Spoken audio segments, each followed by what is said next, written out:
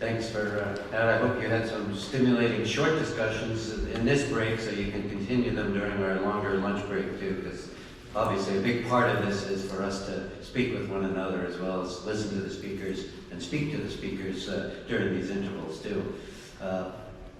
This is our final, of course, before lunch, and that speaker is always under the most pressure to finish on time because otherwise he's the most needed person in the room for keeping us from lunch. So, but I'm sure that he's up to the task. Ever since I began planning these symposia, the first one I mentioned again was in 2016, I've been trying to figure out a way to get Johnathan Betts here and to try to figure out what would get him here. He graciously declined my last 43 offers of coming to America. Fear of flying, all the usual stuff. Nonsense. But anyway, I think for all the stars aligned, we've become more friendly as I've traveled to England and approached him on my knees to ask him to come to America. Get on with it. Am I larding it on a little too thick here? But anyway, it's certainly a great pleasure to have him here, and I visited Belmont and soaked up a bit of the subject matter he's going to be discussing today, but we're going to hear about it from the person who's best able in the world to discuss this, as well as, of course, hundreds of other horological subjects. So please welcome Johnathan Betts.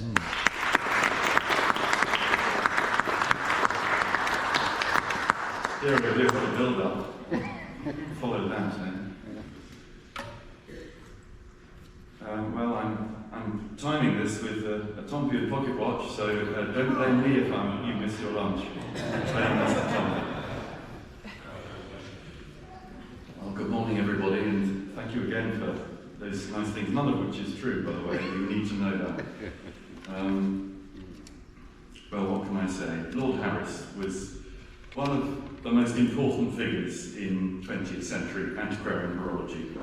He was, of course, founding member of the Antiquarian Horological Society, founding president, I should say, of the Antiquarian Horological Society, and also master of the Clockmakers Company, so we have his successor here sitting in front of us today, Mr. Nye, and he's, of course, one of our most celebrated horological collectors.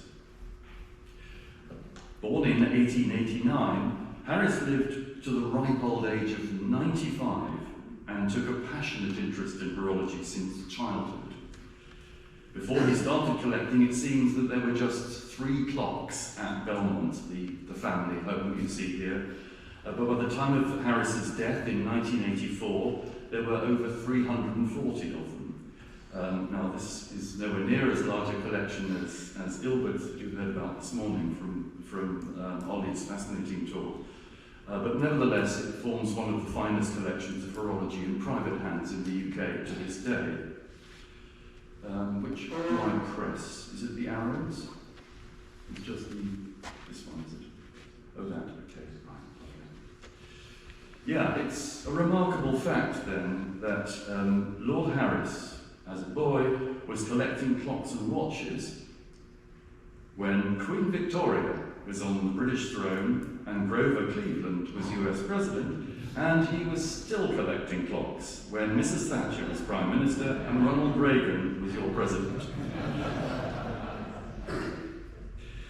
In this talk, I'll tell you a little bit about the man himself, introducing his collection and some of his more notable contemporaries and friends, some of whom you've already heard about from Ollie. There'll be quite a lot of little resonances running across, of course, because they were good friends, as you'll hear. And I'll look briefly at his legacy for antiquarian horology in the 21st century.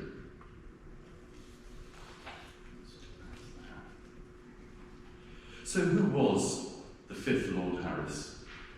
To give him his formal title, he was the Right Honourable George St Vincent, the 5th Baron Harris of Seringapatam, Mysore and Belmont in the county of Kent.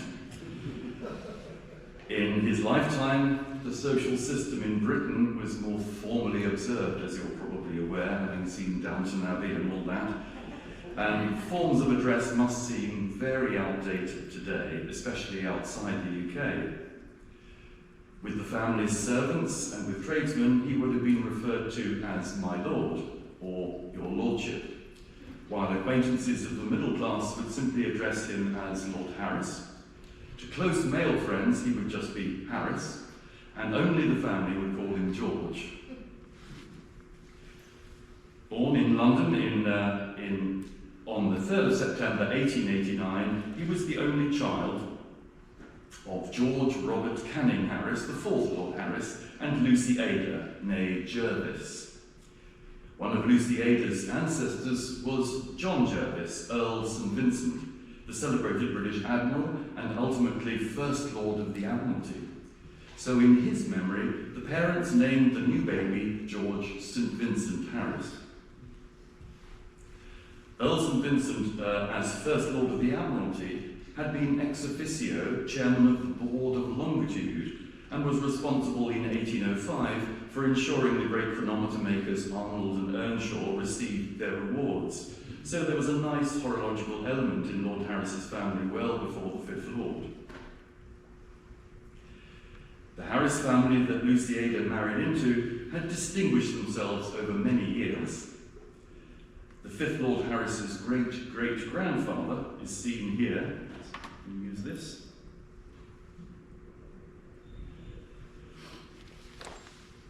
On the far right, in this wonderful family portrait, painted in 1815 by Arthur Davis.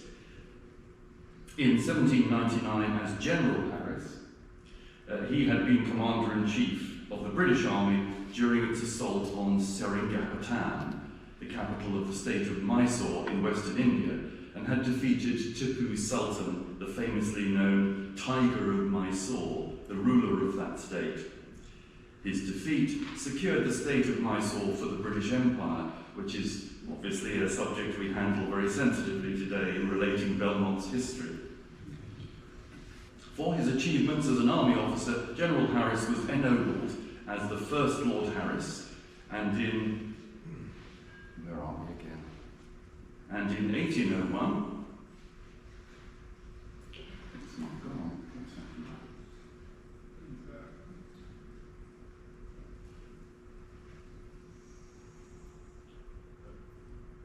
Yeah, that's it. And in 1801, he bought the splendid house and 3,000-acre estate known as Belmont in Kent, which is about 50 miles east of London. Can I use one of the arrows on the computer here? Is that possible instead? Yes, I did. The space bar will do it, will it? Good, okay. That'll help me not to have to keep doing this. Where are we now?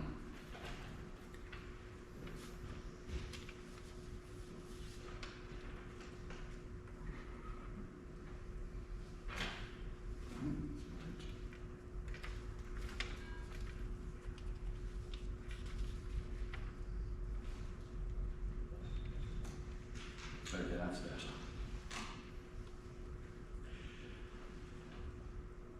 So, as I say, it's about 50 miles east of London, so you can see that little red circle there is where the Belmont estate is, which had been built in the 1780s by the celebrated architect Samuel Wyatt.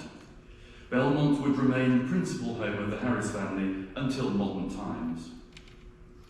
In the large portrait of the First Lord Harris is shown standing next to his son, William, who had fought with his father at Seringapatam and later at the Battle of Waterloo. In due course, he would become the second Lord Harris, and below him, hugging the family dog, is George Francis, eventually the third Lord Harris, the clock collector's grandfather. A very enlightened figure, here is the third Lord in later life when Governor of Trinidad in the West Indies, alongside a portrait of him by Jean Casabon, one of the first professionally trained black artists, from whom Harris commissioned a very large number of fine watercolours and oil paintings while on Trinidad. And so we come again to his son, George Robert Canning Harris, the fourth Lord, the clock collector's father, shown here engaging in his absolutely favourite activity, playing cricket. The gentleman with the splendid beard in the photograph with Lord Harris his friend W.G. Grace, perhaps the most celebrated sportsman in cricketing history. Here is the clock collector at 8 years old in 1897. The Honourable George St. Vincent Harris, that was the courtesy title given to a son of a baron. His portrait here painted by noted society portraitist William E. Miller, seen here on the right. Harris tells us that by this time he was already collecting clocks, and it was fascinating to discover that artist Miller also took up collecting clocks at this time. It's interesting to speculate whether Miller introduced Harris to the joys of horological collecting, or was it even the other way around? About a year later, here is young Harris in a happy family group at Belmont, with his parents, their 4 dogs, and his mother's tame parrot, Jen. The slightly eccentric Luciada was a great animal lover, even keeping chickens in the attics of Belmont for many years. About a year later, 5 years later, in August 1902, following Queen Victoria's death the previous year, King Edward VII was crowned, and the Harris family attended the coronation with the smartly dressed Honourable George St. Vincent, seen here at 13 years old. At Belmont, we still have the beautifully preserved suit he was wearing that day 120 years ago. Following education at Eton College, you've already heard about Eton College from Ollie, same school as Hilbert attended. He studied at Christ's College, Oxford, as his father and grandfather had done. September 1910 saw Harris's 21st birthday, of course, and for a coming of age, what does one buy such a man? Well, a clock, of course. Here are 3 that he was given that day, all new at the time, but each interesting in its own way. An English-made clock by Salisbury, on the left, a nice silver-mounted Swiss Goliath travelling clock retailed by Asprey, and a rather modern battery-electric 4-glass clock by Eureka, the latter inscribed from colleagues in the Masonic order, you can see up here, to which Harris belonged and would remain with all his life. In 1907, he had joined the East Kent Yeomanry, which was one of the British Army's regiments of mounted militia, of which his father was Colonel-in-Chief. And when World War I broke out in August 1914, the 25-year-old held the rank of captain, seen here during that time. He served throughout the 4 years of the war, in 1916 being mentioned in dispatches. When, towards the end of his life, he was asked in a radio interview what he remembered of that terrible war, he simply said with typical understatement, "I recall the height of discomfort most of the time, and the loss of life, of course, was quite awful, terrible." It was great to see Hilbert's personal wristwatch earlier on, and here we are again. Here is Harris's personal wristwatch, which he wore during his service during war. Swiss, purchased from a London retailer, much as Hilbert's had been. He naturally considered the watch as part of his collection, and it's remained at Belmont ever since. In 1917, he was awarded the Military Cross for brave actions in an engagement, and in 1918, he was wounded in action and was invalided out of active service. The photo on the right here shows him following his recovery in his full-dress uniform. At this time, he met his future wife, and they married in July 1918, one of the wedding presents, of course, being a carriage clock. On their marriage, the couple moved to London, where Harris had joined Williams de Broe, a firm of stockbrokers. In contrast to his forebears, he was the first to take up professional work and earn a living. Working in London and with his parents still living at Belmont, in 1919 he bought a new house in Bromley, a few miles south of London. And a year later, a son, George Robert, was born. The young family, seen here in about 1924, would live here for over 10 years, moving into a flat in Albert Hall Mews in West London in 1930. That year, Harris's mother, Lucy Ada, died, 2 years later followed by the fourth Lord Harris. And so in 1932, the Honourable George St Vincent Harris became the fifth Lord Harris. Naturally, the family then moved into Belmont, Lord Harris living in the flat in London during the week and joining the family at weekends. So what was the fifth Lord Harris like as a person? Well, although he was an aristocrat, he was not at all haughty and aloof, the kind of man one might expect. Unlike his father, the fifth Lord was actually quite shy and retiring person who avoided the limelight where possible. Strangely, however, he was very fond of amateur dramatics, taking an active role on the amateur stage for many years during his 20s, 30s and 40s. It's difficult to understand what was going on there, but perhaps it was a way of expressing himself and showing emotions which he found difficult in real life. When Harris took over Belmont at his father's death, the house and estate needed considerable work and repairs and updating, and it was only by his careful and intelligent management in his work as a stockbroker that enabled him to generate the funds to get the house back into proper order. And if you just consider the time that was taking place in the early 30s, straight after the Great Crash and the Depression, that was a pretty clever thing to be doing. This was a shrewd operator on the stock market. Harris had had a very happy childhood at Belmont, as you've seen, and ensuring the house was cared for was one of his great passions and activities throughout his life. But of course, his other great passion was his interest in clocks and watches. So let's take a look at this lifelong passion of his. First, one might ask, where did this interest of Harris's come from? Why clocks and watches? Well, here I am asking that question to you lot too. Well, that's the regular question, isn't it, all we horologists are asked, and which few can answer satisfactorily. Late in his life, in his early 90s, Harris did an interview on local radio in Kent, and I've selected a very short clip here so you can hear him answer this very question. First you'll hear the interviewer, but then you'll have to listen quite carefully because Lord Harris is in his early 90s and his speech is quite difficult to understand. Do I just press it again? Just press the bar again.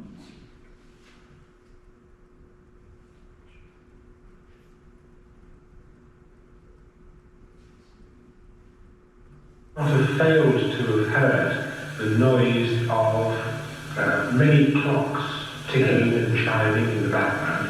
You have very much of a personal interest in this. Well, yes, I've been interested in clocks for many years now. How did that start? I don't know, I just like to see the wheels go round, I think really. Can you remember the first one you collected?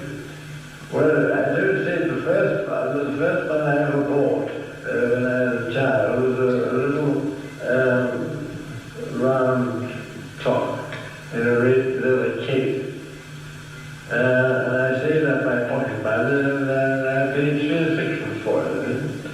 And I had it for many years. But I was given 1 or 2 clocks to start with. So whenever anybody said, what did you like? I said, well, I like a clock. And they produced something of the kind. But of course, the price of the value of clocks in money has gone up enormously compared to those days. I remember one big dealer, his firm has gone out of existence, I'm sorry to say now, Percy Webster it's called, and I remember he showing me, he said, well, you see all those clocks on there, he said, you can have any one for a £5. Well, some of those clocks now would be going for as many hundreds. What does your collection consist of? Well, I started with Old English clocks, and then I gradually broadened it. I started with the early Old English clocks, not with of course the clocks, and the clock really started in 1658, or when the pendulum came in. So, this gives you a little flavour of the man and his voice. Although, as you've heard, he started collecting as a boy in the 19th century, as you've heard from Johannes this morning, Lord Harris was by no means the first of his kind. There was already a grand tradition of clock collecting in one form or another. Even in this country, in Harris's time, there were already well-established English clock collectors, such as David Weatherfield, whose sale is seen here, during the latter half of the 19th century, who filled his house on Blackheath in London with more than 200 good English clocks. His collection eventually being sold, about half of it going to dealers and collectors in the US. Another example was collector and dealer F.H. Green, who also specialised in Golden Age English clocks. So Harris was by no means the first, but I would argue that he was the first with such a genuinely broad and informed interest in the whole subject. Okay, just to briefly summarise his collection, one can divide it roughly into three categories. First, the great English Golden Age that he referred to, consisting of English clocks made, you could say nominally, between the 1650s and the 1750s, such as these you see here, just two of the 5 examples by the Fromentines at Belmont. Secondly, the period I suppose one might call the French Golden Age, around the revolutionary years from 1780 to 1820, naturally including the works of the great Abraham Louis Breguet. There are over 30 objects by Breguet in the collection, which again is nowhere near as Ilbert's, as large as Ilbert's, but it's still a very fine collection, and it's still in private hands, so to speak, in private trust. And thirdly, clocks with some technical novelty or interest, and those representing traditions of clock and watchmaking in other countries. One could say there's hardly a country with a clockmaking tradition over the years which is not represented in the Harris collection. Indeed, the collection is so broad and representative in its way, it forms an excellent sort of teaching resource, and the Belmont trustees today really encourage horological colleagues to visit and to study it.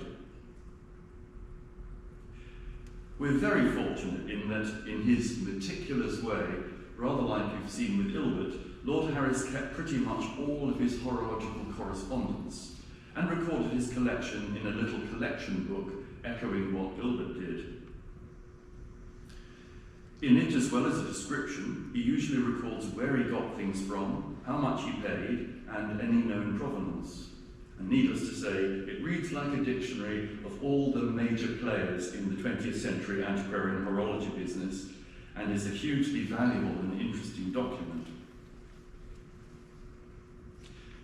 You've heard him mention Percy Webster, one of the famous, some may say infamous, of clock and watch dealers in the first half of the 20th century.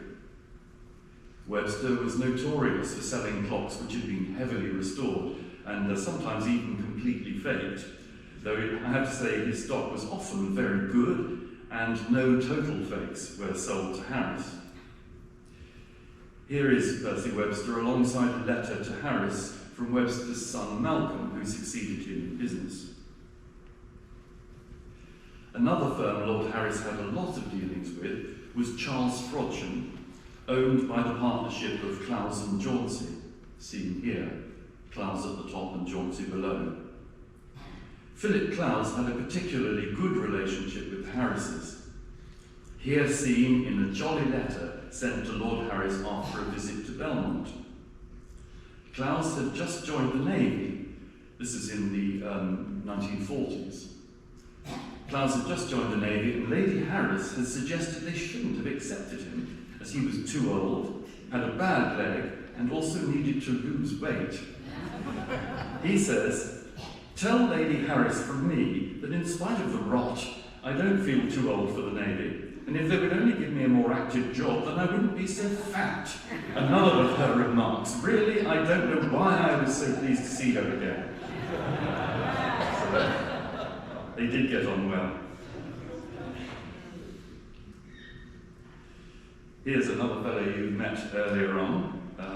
Not only a great influence on Hilbert, but a great friend of Lord Harris's and a regular correspondent, Malcolm Gardner, who did have a reputation for being quite grumpy and reluctant to sell to people he didn't like. He was a regular correspondent, selling Harris both watches and horological books. As I'm sure you know, when Gardner died in 1960, the business was bought by Charles Alex, seen here with his wife Sally, and Charles was also a correspondent with Harris. Occasionally, Harris bought from the Crown Jewellers, Garrard's, in Regent Street in London, and it was the celebrated horologist and author Donald de Carle, very formal and correct, with whom he dealt.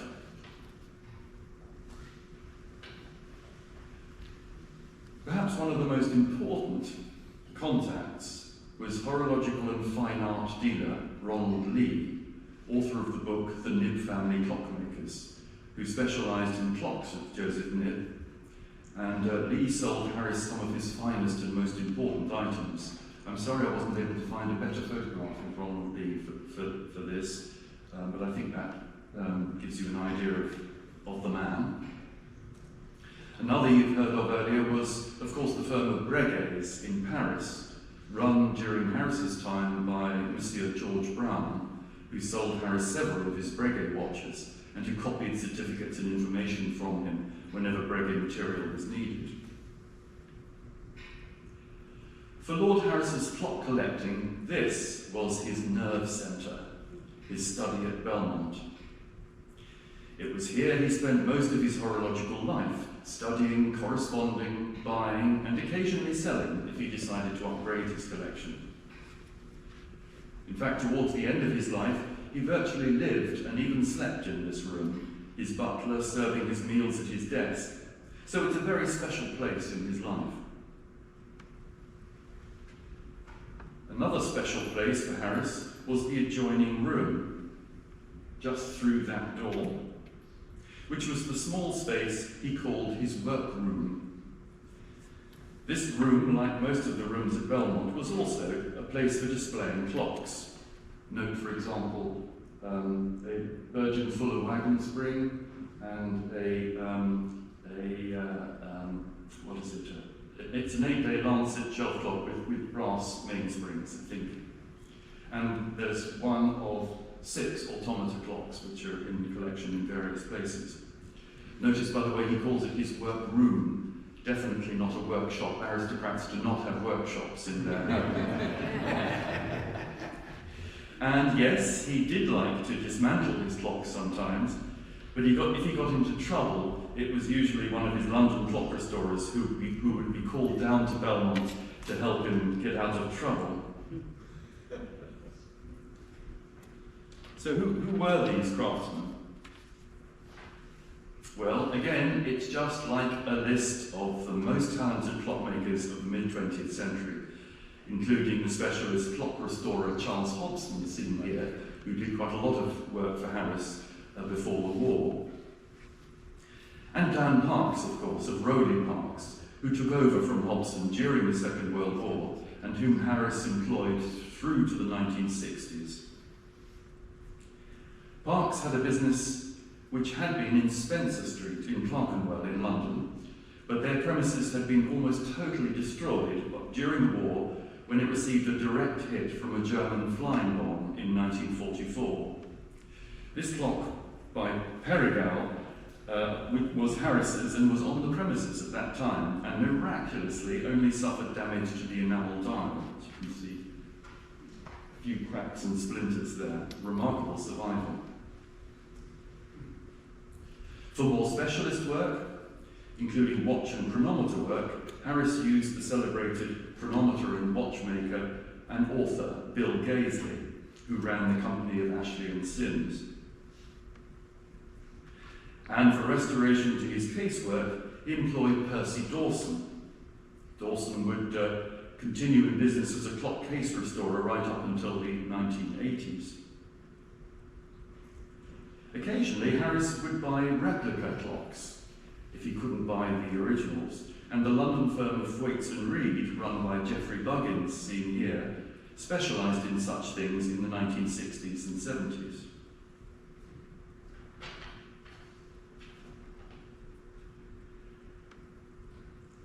As for his fellow collectors and horological colleagues, none was perhaps so influential for him than this man, fellow collector and motor engineer Walter Iden. Iden specialised in fine English clocks, and during the Second World War, when his house in West London was nearly destroyed by a flying bomb, Iden decided he should sell a major part of his collection. And of course, Harris was over there like a shot with his checkbook open. Some of the best clocks at Belmont are ex-Iden examples.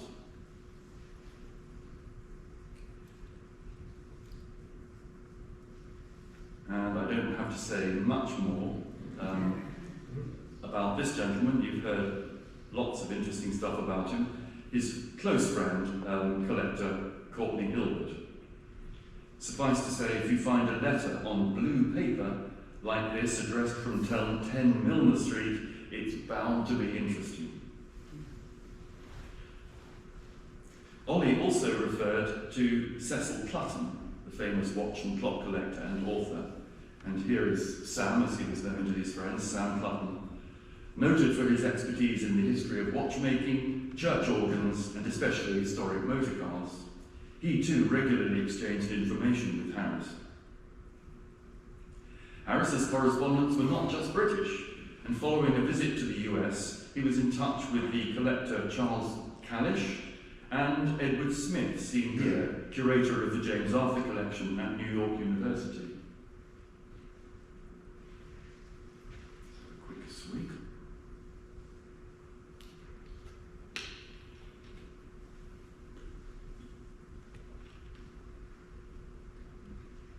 So for a quick look at a few examples from the collection, just as Ollie said earlier, with so many clocks in the collection, all we can do is, what was it? Sniff the roses as we go past? Okay, just one or two then. What I'll try and do is just choose a sort of good mix to give you an idea of the richness and quality, but also to emphasise the breadth of this collection and its variety. There are half a dozen examples of 17th century German table clocks representing pre-pendulum technology.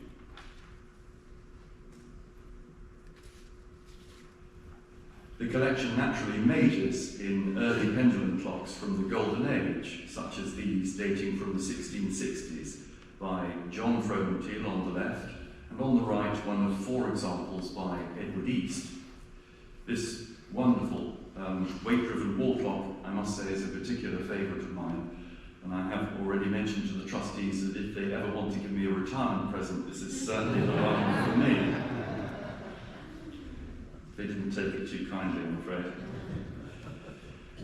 Edward East was, of course, master of Henry Jones, who made this fine night clock in about 1670 for use in the bedchamber. A lamp in the rear of the clock illuminates the pierced dial so that time can be read in the dark across the room.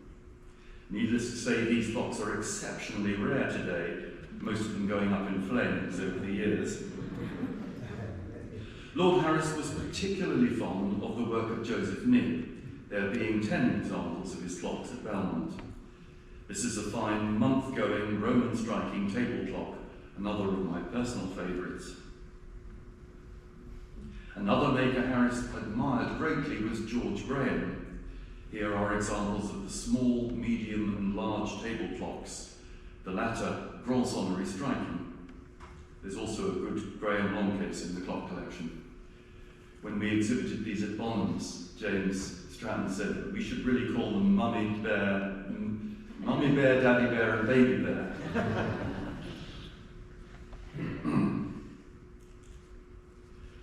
Also Grolsonnery striking is this spectacular month-going marquetry long case by Daniel Quare, circa 1715, bought from the Iden collection. This one. really an astonishingly good example of marquetry and a fabulous clock altogether.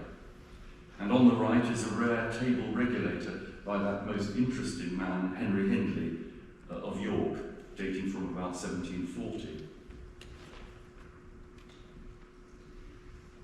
From the French Golden Age, here are a couple more of the objects by Breguet: a fine silver-cased chronometer and a classic montre intact by the great man. Robert Robin is represented by this superb month-going table regulator, about 1785, with a weight-driven remontoire and equation of time indication. And no collection of this kind would be complete without examples of the work of Antique Janvier, here an astronomical regulator and an audience clock. This is the regulator and the audience clock with its 10-minute dial said to have originated with Napoleon's demand that his generals take no longer than 10 minutes to talk to him. Top right is the iconic orrery clock by Rainbow Frères of Paris, about 1820, almost certainly of royal provenance. And on the left, a large perpetual pocket watch by Pierre Leroy, about 1810. Very handsome thing altogether. Marine chronometers are well represented. This by John Roger Arnold being one of 16 English and French chronometers at Belmont. And this exceptional pocket watch with 1-minute tourbillon made in 1907, signed Frodsham but made by Nicol Nielsen for then, achieved the highest marks ever recorded for an English watch at Kew Observatory up to that time. Then there is this wonderful, wonderful carriage clock, which Donald Decaul described as of the finest craftsmanship he had ever seen. It's signed by Bridgman and Brindle.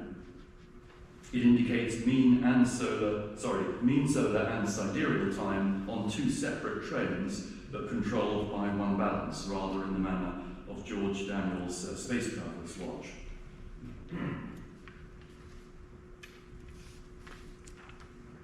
Two more examples here to show the international coverage at Belmont. A Maltese wall clock, about 1800 on the left, and one of 4 Japanese clocks in the collection on the right. But Harris was not just interested in old clocks. In 1968, he bought this Junghans Astrochron, brand new, the first commercially available quartz clock. He wanted it for his collection, knowing it would be historically important, and he really enjoyed studying the complexity of its electronic circuitry, and I found a little note inside it. He's counted up 67 resistors, 32 condensers, 1 transformer, 20 transistors, 2 diodes, and a valve, with a little exclamation mark. So he was clearly thrilled with this. And it just emphasises that this was a man who was not just showing off his Tompions and his Breguets. He actually had a genuine interest, especially looking to the future. I thought it was very impressive. As you've heard a bit from Ollie, in 1953, the antiquarian section of the British Horological Institute decided to begin publishing its own bulletin, the Antiquarian Horologist, seen here on the left. This caused consternation at the BHI because the editor of the Horological Journal, Arthur Tremaine, wished to retain control of all BHI publications. Unfortunately, a disagreement ensued and resulted in the formation of a new organisation, the Antiquarian Horological Society, who then began publication of a new journal, Antiquarian Horology, the first edition seen here on the right. Here's another one of those lovely pictures, one of which you saw earlier with Ollie. These are most of the main players in the formation of the new society.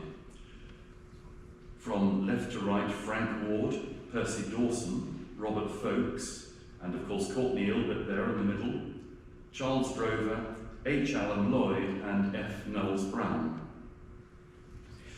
With Lord Harris's distinguished involvement in historic horology, he was invited to become president, which he gladly did that year. The society prospered, of course. and the AHS as it's known today, with its new headquarters in London, goes from strength to strength. Harris would have been very proud of our progress.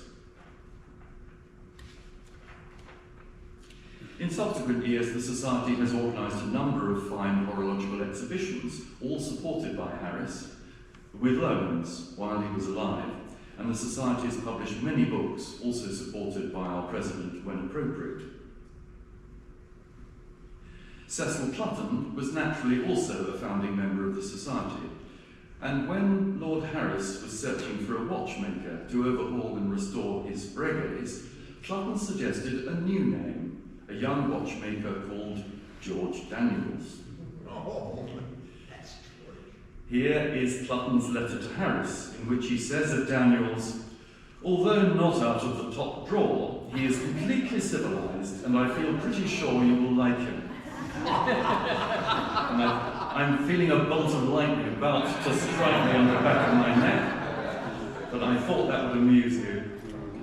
But I can say it seems that Harris did like George, and Daniels became a regular visitor to Belmont, repairing and studying most of Harris's Breguet watches, and including them in his later book on Breguet.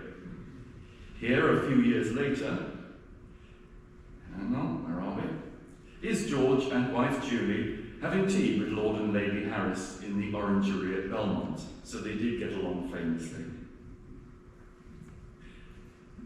Speaking of Dorothy, Lady Harris, one might wonder how she got on with her husband's intense love of clocks and watches. Well, she tolerated it pretty well, though there were some she particularly disliked, including this superb pair of 19th century regulators by Vulliamy, which she referred to as looking like petrol pumps. Gas pumps, I suppose. On the other hand, she was very fond of Harris's collection of 15 clocks by Victorian clockmaker Thomas Cole, which we now exhibit in an alcove in her bedroom. The book on Cole and his clocks, seen here on the right, published in 1975, was based almost completely on the Harris collection, the descriptions of the clocks all being written in fact by Charles Alex for the author. Am I okay for time? Perfect.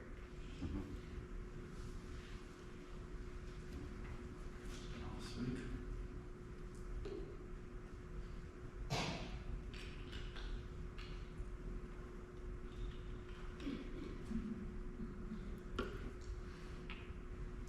Well, towards the end of his life, Lord Harris had to decide what would become of his collection, and indeed the whole of the Belmont estate. His son, who would eventually be the 6th Lord Harris, seen here on the right with his parents, I had to photograph this through the glass of the photograph frame, so there are big white marks, I'm afraid that's just reflections. Well, his son had always told his father he would never marry and there would be no direct heir to the title to look after Belmont.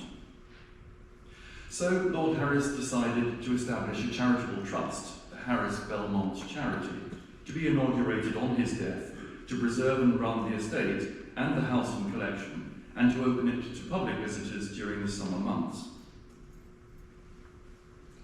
And so it was in 1984, in his 95th year, Lord Harris died peacefully in his study, where he had spent so much of his time. Dorothy, Lady Harris, had died 3 years earlier, and the only person remaining at Belmont was his butler, Hacking. Owing to the great value of the contents, the trustees acted quickly and called in specialist help to list and catalogue the house contents, including the watches and clocks. Taking advice from the National Trust, they invited me to become their horological advisor, and here I am on that first visit to Belmont in early 1985, with Lord Harris's butler Hacking taking a great interest in my work. The trustees decided that as Belmont was to be open to the visitors, the majority of the most important clocks needed to be displayed in secure showcases, so 2 large bedrooms in the house were converted to museum rooms, the remaining clocks being left in the house where Lord Harris had them. It was also decided that the collection should be as accessible as possible, and that there should be guidebooks for both house and clock collection. In 2017, we took that accessibility one stage further and put on a big show, thanks to James Stratton here, of Belmont's collection in conjunction with Bonham's in New Bond Street in London. Research on the collections continues, and a full catalogue of Belmont's clocks and watches is now underway for publication, shall we say, in coming years. The question is often asked, does Belmont still acquire clocks for the collection? Well, the answer is no. It's a closed collection representing Lord Harris's choices. But there is one exception, and that is where Harris had sold objects on in order to upgrade. Here, the trustees have said they would like to return things to Belmont if they ever get the chance. An example is the fabulous pair of celestial spheres by Auntie Janvier, which Harris bought from Ronald Lee for £950 in 1951. As you can see from the entry there, he then sold them back again to Lee in 1975 for £15,000. Not a bad investment, I suppose. They were then sold by Lee for an undisclosed sum. I'm still waiting, Will, to hear if you can find out, to Seth Atwood at the Time Museum. And when that part of Roxton's collection was sold at Sotheby's in 1999, the Belmont trustees were adamant that they should reacquire. We set aside $1 million, hopeful we'd get them back, but they fetched over $1.5 million, so we weren't even the underbidders. But maybe one day, who knows?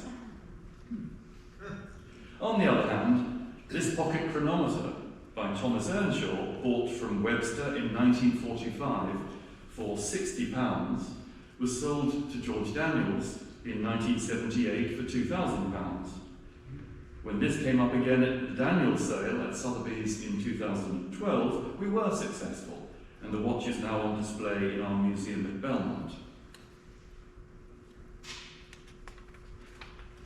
From the beginning of opening the house to visitors in the 1980s, we've offered specialist horological tours on the last Saturday of every month, and these continue to this day.